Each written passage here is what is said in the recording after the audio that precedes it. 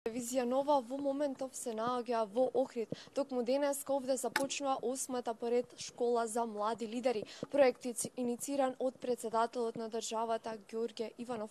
Оваа школа оваа година ќе започне денеска 21 август, а ќе трае се до 31 август. Пред самиот официјален старт на школата, мој соговорник е еден од учесниците на 8-та поред школа за млади лидери, Божин Трпевски.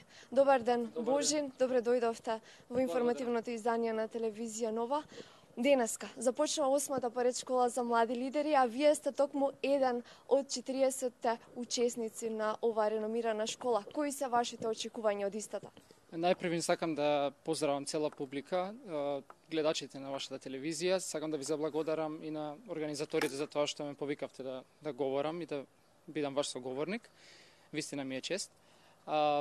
Очекувањата, значи, кога најдобро би го срочиле сето ова во еден одговор, би се воделе според една изрека која неодамна има кажано Џон Квинси Адамс за лидерството и за лидерите како луѓе. Парафразирано, човекот кажува дека оној што е лидер е оној кој вистински неговите дела ги терат луѓето да растат, да прават нешто повеќе, да стануваат што поголеми.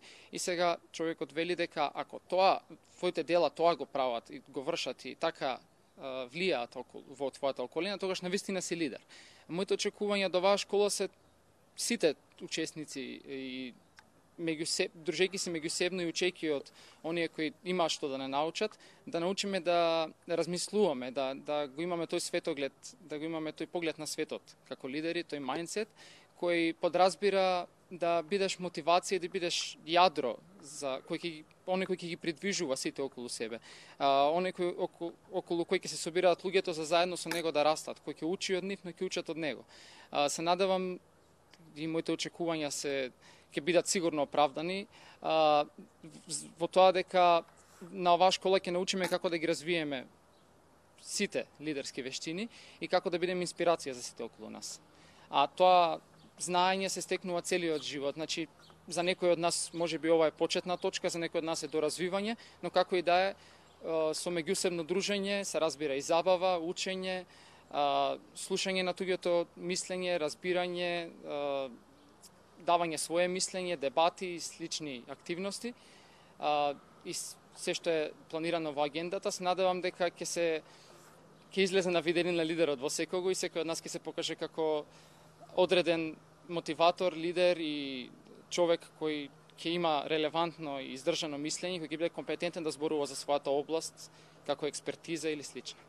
Со оглед на тоа дека 20 лидери ќе ви бидат предавачи, како планирате да го искористите стекнатото знаење, стекнатите вештини по завршувањето на оваа школа за лидери?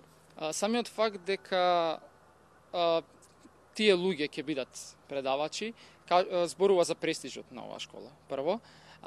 Второ, треба да ни е чест на сите учесници што всушност ќе слушнеме зборови од луѓе кои се големи имиња и знаеме дека, се надевам сите знаат дека ова е многу ретка шанса на едно место да се собрани волку луѓе од кои можеш толку многу да научиш, а моите очекувања кои ги спомнав ќе бидат оправдани и се што ќе научам ќе ми дозволи понатаму да го применам во животот, конкретно за она што планирам да го правам понатаму во животот, за постдипломските студии, но мајндсетот на еден лидер, односно тој поглед на светот, му служи за цел живот. Значи не може да се оградиме само на наредните неколку години, заради тоа што тоа е нешто се надоградува според мое мислење и секој од нас ќе продолжи да расте како лидер и како човек кој ќе предводи понатаму.